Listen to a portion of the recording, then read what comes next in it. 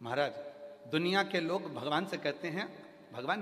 हमको अष्ट सिद्धि नवनिधि दे दो। हम कहते हैं कि नवनिधि की जगह अगर आपने केवल नील निधि का मतलब होता है विश्वनाथ जी को, शंकर जी को, भोलेनाथ जी को, शंभुनाथ जी को अगर सावन के महीने में सोमवार पड़ जाए, श्रावण के महीने का सोमवार पड़े और श्रावण के महीने के सोमवार के दिन, सावन के महीने के सोमवार के दिन अगर नाग पंचमी पड़ जाती है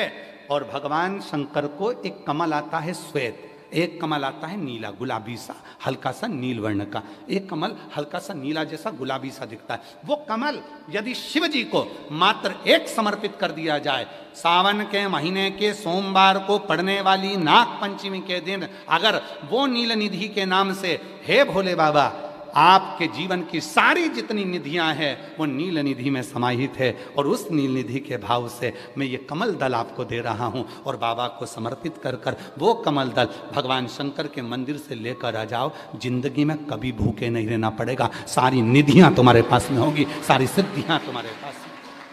वो नील निधि 33 वर्ष में बाबा जी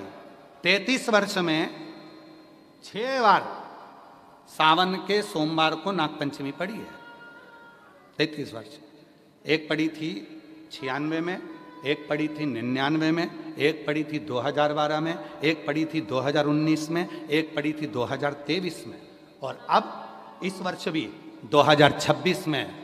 सावन के सोमवार को 17 तारीख को बाबा की ये शिवरात्रि फिर पड़ रही है, वापिस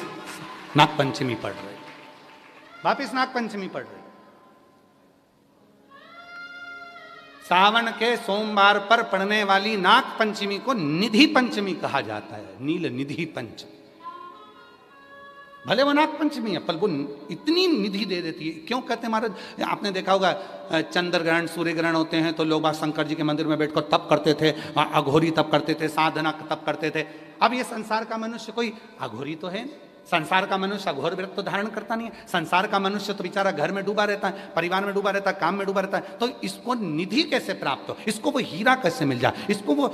फल कैसे मिल जाए। तो उसके लिए स्वयं देवाधिदेव महादेव की कथा कहती है, स्कंद पुराण वर्णन करती है, शिव पुराण वर्णन करती है। सावन के महीने में जब सोमवार पड़े, सोमवार के दिन नाग पंचमी पड़े, नाग पंचमी के दिन जो नील पुष्प भगवान शिव को कमल का समर्पित कर देता है और उसी कमल के पुष्प को नील निधि के रूप में लेकर आ जाता है, उसके पास में कभी जिंदगी में ना अष्ट सिद्धि की कमी होती है ना नव निधि की कमी होती है, उसका वैभव बढ़ता है। जितने संसार के लोग कर्जे में हैं, भले तुम्हारा बैंक का कर्जा हो, लोन का कर्जा हो, चाहे तुमने दुनिया में कहीं से भी कर्जा ले रखा हो, एक बार अभी 17 अगस्त को पड़ेगी, सोमवार को नाग पंचमी 17 अगस्त, 33 वर्ष में ये 7वीं बार आ रही, बहुत रुक रुक के आती है सोमवार के, बहुत रुक रुक के, और ना जाने फिर अगला योग कब लगेगा। अगर मौका मिला है कर लो। और हमने यहां तक कहा यदि कमल का पुष्प ना मिले तो एक महाराज जी एक पुष्प होता है वो नीले कलर का शंख जैसा होता है, जो शिव जी को बड़ा प्रिय है। क्या बोलते हैं उसको, शंख पुष्पी, क्या वो नीलकंठ, हाँ एक नीले कलर का होता है। अभी तो यहाँ पर है नहीं, हम प्रयास करेंगे आपको उसका दर्शन करा है। चढ़ा है, लाओ चढ़ा है, लाओ लाओ। अच्छा यहाँ मिलता है, अच्छा हाँ ये देखो, अगर मान लो तुम्हें नील कमल ना मिले, नील कमल प्राप्त ना हो, कहीं सरोवर तालाब में अभी बहुत बारिश हो रही है, कहीं जाना नहीं, नील कमल नहीं मिल रहा है, तो ये नीला पुष्प अगर आपको मिल जाए, एक बार नील निधि के नाम से शिव को समर्पित करना और बाबा को समर्पित कर कर उसी को वापस लेकर आना। बाबा मेरे घर में अष्ट सिद्धि नव निधि निवास करे, कृपा करना। 1 साल के अंदर आप सब पत्र में लिखकर भेजोगे कि आपको किसी के दरवाजे पर हाथ फेराने की जरूरत नहीं पड़ेगी, भगवान जो वैभव देगा वो देखते बनेंगे। नील निधि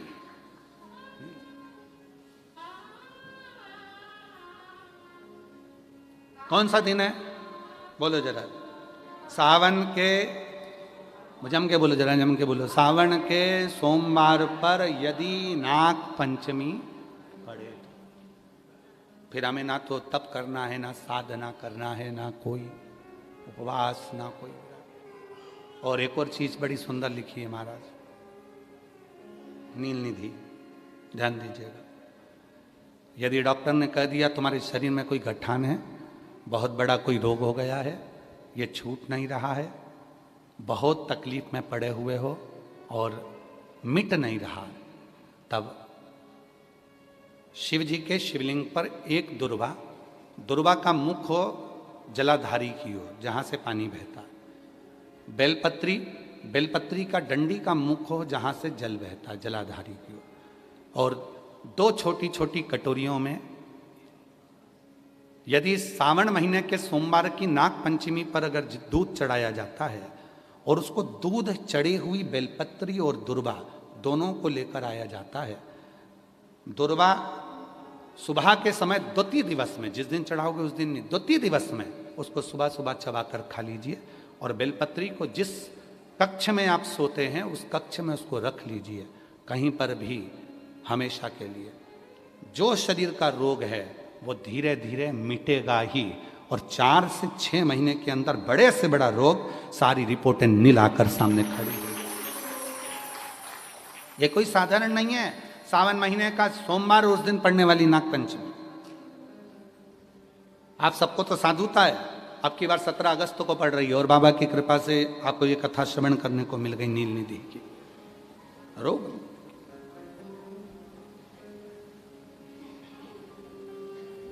अब लोग कहते हैं गुरुजी आपने बताया कि सावन महीने के सोमवार की पंचमी के दिन दुर्वा का मुख इधर रखना, कहाँ? जहाँ जलाधारी है, पानी जहाँ बहकर जाता है, शिव जी को चढ़ाया हुआ। बेलपत्री की डंडी का मुख उधर रखना जहाँ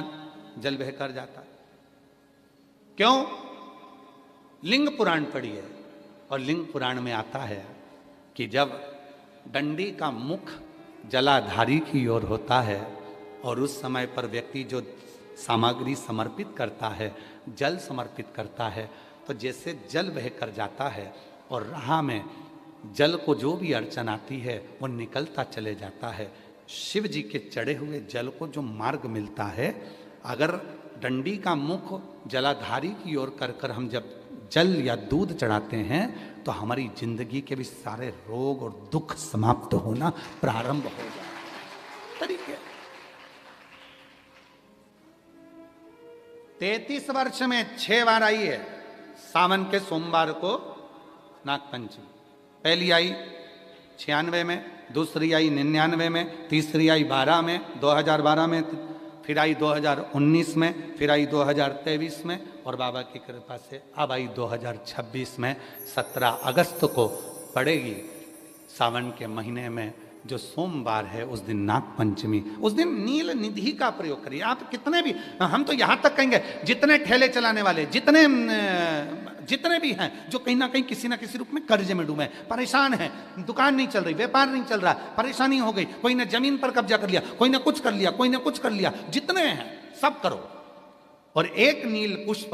नील कमल के भाव से, नीला कमल मिल जाए तो ठीक है, नहीं मिले तो नील पुष्प जो अभी दर्शन कराया बाबा जी बोले काशी में तो ये बहुत ज्यादा मात्रा में मिलता है, और लोग शिव जी को समर्पित कर उस नील पुष्प